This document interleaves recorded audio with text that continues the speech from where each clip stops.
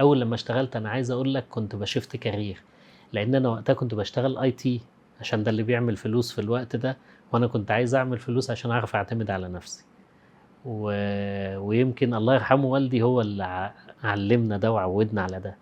انت عايز تعمل حاجة اعملها بنفسك، ما تستناش حد يساعدك. الله يرحمه. فانت دخلت الشركه اصلا وانت بتعمل كارير شيفت علشان من اي تي لديزاين، بالظبط. وانت كنت متعلم الديزاين وعندك التولز وقادر ان انت تقدم عندي، فيه. بس كنت شايف وقتها ان المستقبل في الديزاين. الاي تي وقتها ما كانش مستقبل لانه مش دراستي، مش تخصصي. انا وقتها ده كان حاجة مؤقتة شبه الفريلانس النهاردة، عشان تقدر تعمل بيه فلوس، تقدر تصرف بيها على الاحلام اللي عندك يعني. فانا عارف انه فترة مؤقتة. فانا عايز اقول لك ان انا وقتها كنت بعمل تقريبا 2000 جنيه. طبعا كانوا رقم ساعتها.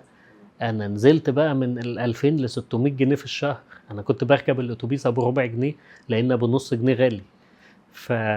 فحصل لي داون جريد رهيب.